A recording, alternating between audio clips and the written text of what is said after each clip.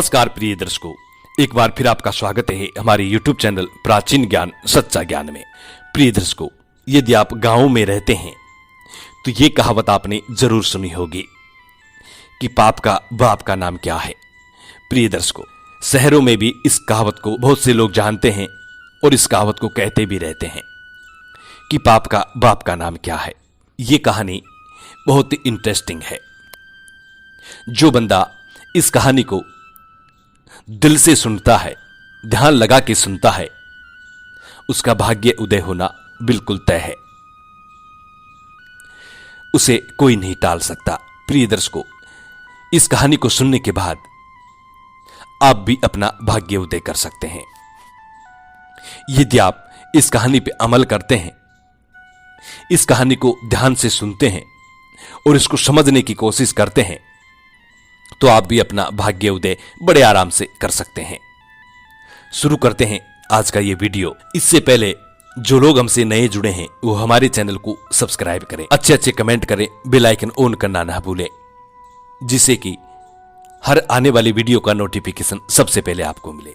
प्रिय दर्शकों, शुरू करते हैं आज का ये प्यारा सा वीडियो, प्यारी सी कहानी। एक समय की बात है, एक गांव में एक पंडित जी रहा करते थे। उस पंडित जी के एक पुत्र हुआ। पुत्र का नाम मंगल सिंह रखा गया। धीरे धीरे मंगल सिंह बड़ा हुआ। जैसे ही मंगल सिंह बड़ा हुआ तो पिता ने अपने पुत्र को काशी शिक्षा प्राप्त करने के लिए भेज दिया। मंगल काशी चला गया और काशी में शिक्षा ग्रहण करता रहा। काशी से चारों वेद, सारे शास्त्र पढ़े, अच्छा ज्ञान प्राप्त किया और काशी पढ़कर के 12 वर्ष के बाद वापिस अपने गांव के लिए लौट चला आया। गांव में आते ही लोगों का सैलाब उमड़ पड़ा। लोग मंगल सिंह को देखने के लिए बड़े उत्सुक थे, क्योंकि उस जमाने में गिने चुने लोग ही पढ़ाई कर पाते थे। पढ़े हुए लोगों को विद्वान समझते थे, बहुत ज्ञानी मानते थे। हर गांव का बच्चा बच्चा उस पढ़े हुए इंसान की हर बात को मानता था, क्योंकि उस जमाने का कुछ दौर ही ऐसा था, हर इंसान को शिक्षा मिलना बहुत मुश्किल था। तो मंगल सिंह उस जमाने में पढ़ाई करके आए थे, वो भी काशी में। तो उनको देखने के लिए पूरा गांव इकट्ठा हो गया। ढोल नगाड़े से उनका स्वागत किया गया। प्रिय दर्शकों, सारे गांव वाले इकट्ठे हो गए, बड़े बुजुर्ग इकट्ठे हो गए। अब बड़े बुजुर्गों की ये आदत होती है, शुरू से ये आदत होती है कि कोई भी बंदा अच्छा पढ़ लिख जाता है तो उससे सवाल पूछे जाते हैं। और ये सही भी है, ये गलत नहीं है, पूछना भी चाहिए, ताकि उस बंदे की काबिलियत का पता लग सके कि बंदा कितना पढ़ा लिखा है। उस गांव के बड़े बुजुर्ग मंगल सिंह से सवाल पूछते और मंगल सिंह तुरंत उसका जवाब दे दिया करता। प्रिय दर्शकों, मंगल सिंह को उस गांव में विद्वान पंडित की पदवी मिल गई। मंगल सिंह भी बड़ा खुश था, मंगल सिंह का परिवार भी बहुत खुश था। मंगल सिंह के पिता फूले नहीं समा रहे थे। वो हर किसी के पास अपने पुत्र की बढ़ाई किया करते, डींगे हाँकते। और पिता का यह कर्तव्य भी होता है कि वो अपने पुत्र की सदा प्रशंसा करे। इसीलिए मंगल सिंह के पिता सदा अपने पुत्र की प्रशंसा करते। जो भी मिलता उससे यही कहते, मेरा पुत्र बड़ा विद्वान है, बड़ा ज्ञानी है, काशी में पढ़ाई करके आया है। संसार में ऐसा कोई प्रश्न नहीं है जिसका मेरा पुत्र उत्तर नहीं दे सकता। प्रिय दर्शकों, रोज नए नए गांव वाले आते, नए नए प्रश्न पूछे जाते। हर प्रश्न का मंगल सिंह बड़ी सहजता से उत्तर देता। एक दिन की बात है, एक बुजुर्ग उनके घर पे आए और मंगल सिंह से सवाल पूछा गया। कहने लगा, मंगल सिंह, आप विद्वान हो, काशी पढ़ाई करके आए हो, लगता है काफी विद्वान हो, लेकिन आप मेरे एक प्रश्न का उत्तर दीजिए तो मैं मानूंगा कि आप वास्तविकता में ही विद्वान हो। उस बुजुर्ग ने मंगल सिंह से प्रश्न पूछा कि आप मुझे यह बताइए, पाप के बाप का नाम क्या है, यानी कि पाप के पिता का नाम क्या है। मंगल सिंह सोच में पड़ गया। काफी देर सोचने लगा, काफी देर सोचता रहा। लेकिन मंगल सिंह को इस प्रश्न का कोई उत्तर नहीं मिला। मंगल सिंह कहने लगा, दास जी, ये प्रश्न कभी हमारे ग्रंथों में नहीं आया। ऐसा प्रश्न हमारे गुरु ने भी नहीं बताया, हमारे गुरु ने भी हमें कभी नहीं पढ़ाया। ना ही कोई शास्त्र में है ऐसा प्रश्न, ना ही कोई ग्रंथ में है, ना ही कोई छोटी मोटी किताब में है। मंगल सिंह काफी सोचने के बाद भी इस प्रश्न का उत्तर नहीं दे सका। बुजुर्ग आदमी मंगल सिंह से कहने लगा, मंगल सिंह, आप फेल हैं। आपको जो विद्वान की पदवी दी गई है, ज्ञानी पंडित की जो पदवी दी गई है, वो गलत है।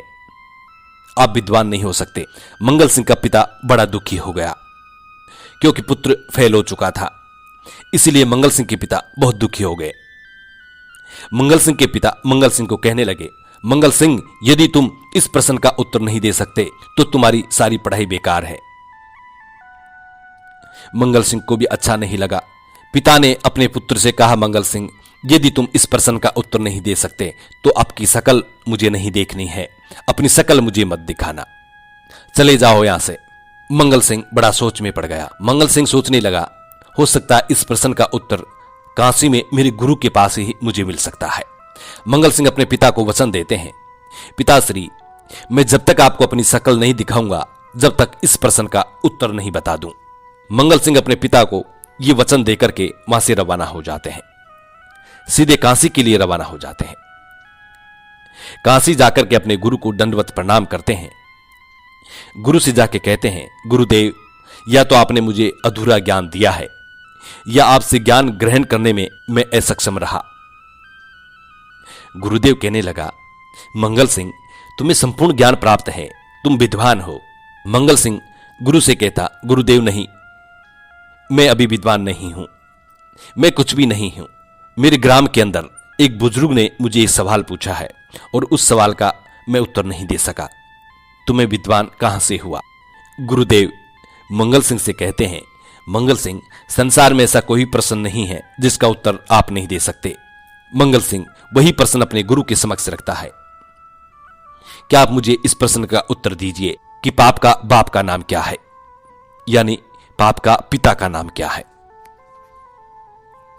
मंगल सिंह के गुरु भी बड़े आश्चर्यचकित हो गए, काफी गहराई से सोचने लगे।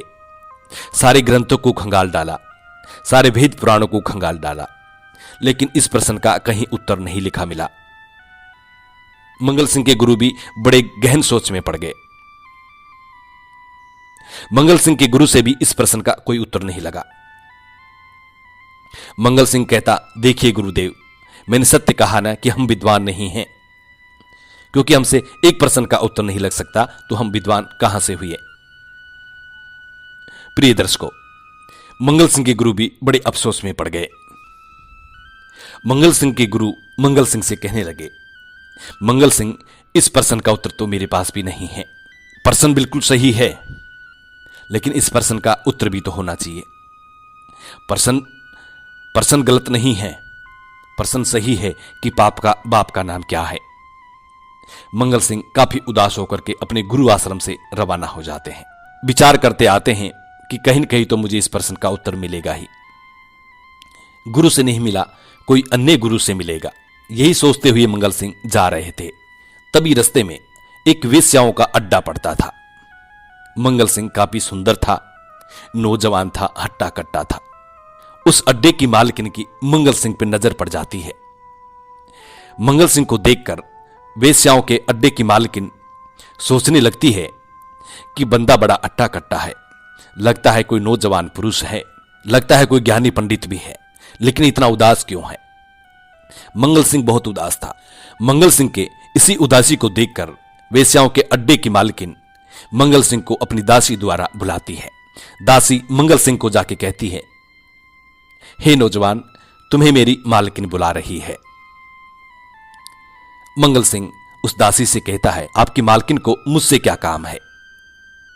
दासी कहती है, आपके चेहरे पे जो उदासी है, यही कारण है आपको बुलाने का।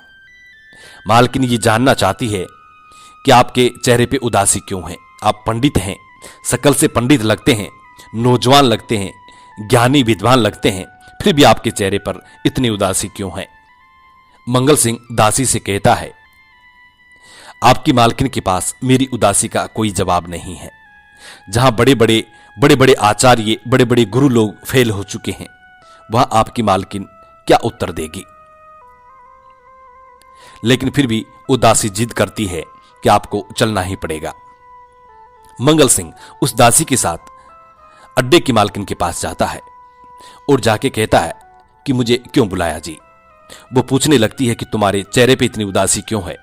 नौजवान लगते हो, विद्वान लगते हो, ज्ञानी लगते हो, फिर भी तुम्हारे चेहरे पर इतनी उदासी क्यों है? मंगल सिंह कहता है कि मेरी उदासी का कारण एक प्रश्न है और उस प्रश्न का उत्तर मुझे नहीं मिल रहा। अड्डे की मालकिन कहती है, यदि आप प्रश्न मुझे बताते हैं तो हो सकता है मैं आपकी कुछ हेल्प कर दूं। मंगल सिंह कहता है, आप मेरी क्या हेल्प कर सकती हैं? फिर भी मैं आपको बता ही देता हूं। प्रश्न यह है कि पाप का बाप का नाम क्या है? वेश्याओं के अड्डे की मालकिन मंगल सिंह को कहती है, पंडित जी, आपको कुछ दिन इंतजार करना पड़ेगा। इस प्रश्न का उत्तर आपको मिल जाएगा, कहीं जाने की जरूरत नहीं है। पंडित जी से कहती है कि आपको कुछ दिन रुकना पड़ेगा। पंडित कहता है, तो आप मेरे रहने का प्रबंध कीजिए, मैं ब्रह्मचारी हूं, पंडित हूं, महिलाओं के साथ नहीं रह सकता। अड्डे की मालकिन ने पंडित को, मंगल सिंह को अलग से रूम दे दिया, अलग से कमरा दे दिया, रहने खाने की व्यवस्था कर दी। एक दो दिन निकले, 2-3 दिन बाद अड्डे की मालकिन वेश्या महिला फिर पंडित के पास आती है, फिर से मंगल के पास आती है और मंगल को खाना बनाते देखकर कहने लगती है, पंडित जी, हम भी खाना बनाते हैं, लेकिन आपको खाना बनाते हुए देख बड़ा दिल में दर्द होता है, बड़ा दुख होता है। पंडित कहता है, नहीं नहीं नहीं, छूना मत मुझे, मैं पंडित हूं, ब्रह्मचारी हूं। वेश्याओं की महिला कहती, पंडित जी, हम वेश्या हैं तो क्या हुआ, है तो इंसान, आप भी इंसान हैं, और मैं आपसे कोई जबरदस्ती नहीं कर रही हूं, मैं सिर्फ इतना कहना चाहती हूं, यदि आप मेरे बने हुए हाथ का भोजन ग्रहण करते हैं तो मैं आपको 2 मोहर दूंगी। पंडित पहले तो मना करता है, लेकिन महिला के काफी जिद करने के बाद वो मान जाता है। सोचने लगता है, सिर्फ हाथ का बना हुआ ही तो खाना है, ग्रहण कर लेंगे, 2 मोहर भी मिलेगी। तो पंडित ने वेश्या महिला का हाथ का बना हुआ खाना ग्रहण करना शुरू कर दिया। तीसरे दिन फिर वेश्या महिला आती है और पंडित से कहती है, पंडित जी, यदि आप मेरे हाथ के बने हुए खाने का निवाला मेरे हाथ से अपने मुख में रखें तो मैं आपको 8 मोहर दूंगी। मंगल सिंह कहता है, नहीं नहीं नहीं नहीं, मैं ये नहीं कर सकता, मैं पंडित हूं, विद्वान हूं, ब्रह्मचारी हूं, इतना नहीं कर सकता। लेकिन फिर भी 8 मोहर का जो लोभ है उसे देखकर मंगल सिंह मान जाता है। कहता है, खा सकते हैं तो इनके हाथ से भी खाने में कोई तकलीफ नहीं है। पंडित मंगल सिंह वेश्या के हाथ से अपने मुख में निवाला खा लेता है। तीसरे दिन फिर वेश्या महिला पंडित के पास आती है, मंगल सिंह के पास आती है और कहती है, मंगल सिंह, यदि आप एक रात मेरे साथ गुजारो तो आपको 16 मोहर और आपके प्रश्न का उत्तर मिल जाएगा। पंडित मंगल सिंह पहले मना करता है, काफी नाराज होता है, लेकिन अंत में जाके मान जाता है क्योंकि 16 मोहर मिल रही है। अंत में मान जाता है। जब पंडित हां करता है, उसी वक्त वेश्या महिला मंगल सिंह के गाल पे चटाक देने में जोरदार से थप्पड़ चपका देती है। जब मंगल सिंह हां करता है, उसी वक्त वेश्या महिला मंगल सिंह को जोरदार थप्पड़ लगा देती है। मंगल सिंह वेश्या महिला से कहता है, ये क्या कर रही हो, क्यों मार रही हो मुझे? मैं पंडित हूं, विद्वान हूं, तुम्हें श्राप दे दूंगा, ये कर दूंगा, वो कर दूंगा। पंडित अपनी औकात पे आने लगा, कहता है, मैं तुम्हें भस्म कर दूंगा, मैं श्राप दे दूंगा, मैं ये कर दूंगा, मैं वो कर दूंगा। पंडित को नहीं मारना चाहिए, वैसे भी मैं विद्वान हूं, ब्रह्मचारी हूं। वेश्या महिला पंडित से कहती है, मंगल सिंह, तुम्हारे प्रश्नों का उत्तर यही तो है, यही है तुम्हारे प्रश्नों का उत्तर। मंगल सिंह फिर भी समझ नहीं पाया, बोले, क्या है मेरे प्रश्न का उत्तर? बोले, यही है। बोली, जो थप्पड़ मारा है वो? बोले, नहीं, तुम्हारा लोभ। जो तुम लोभ में आकर के, एक विद्वान पंडित होकर के, ब्रह्मचारी पंडित होकर के, तुम कुछ मोहरों की लोभ में आकर के मेरे साथ हम बिस्तर करने के लिए तैयार हो गए, मेरा हाथ का बना हुआ खाना खाने के लिए तैयार हो गए, मेरे साथ हम बिस्तर करने के लिए तैयार हो गए। ये तुम्हारा लोभ ही तो है। तुम्हारा ब्रह्मचार्य नष्ट कर दिया तुम्हारे लोभ ने। तुम पाप करने के लिए उतर गए, तो पाप का बाप का नाम लोभ होता है। प्रिय दर्शकों, पाप का पिता का नाम लोभ होता है। लोभ के कारण ही लोग ठगा जाते हैं। जो बंदा लोभ और मोह में फंस जाता है, उस जीवन का कभी भी, उस इंसान का कभी भी कल्याण नहीं होता। इसीलिए इंसान को लोभ कभी नहीं करना चाहिए। लोभ में आदमी हमेशा मात खाता है। जो इंसान लोभ लालच करता है, उस इंसान की कभी मुक्ति नहीं होती। ईश्वर भी बड़े दुखी रहते हैं ऐसे इंसान से। प्रिय दर्शकों, इसीलिए अपने जीवन में कभी भी लोभ लालच मत करो। यदि आप लोभ लालच करते हैं तो एक दिन ऐसा आएगा कि उसी लोभ लालच के चलते आप ऐसे संकट में फंस जाएंगे, आपका निकलना बड़ा मुश्किल हो जाएगा। इसीलिए समझदार इंसान को चाहिए कि वो कभी भी लोभ लालच ना करे। उम्मीद है प्रिय दर्शकों, आज की हमारी जानकारी आपको पसंद आई होगी। जी नमस्कार, धन्यवाद।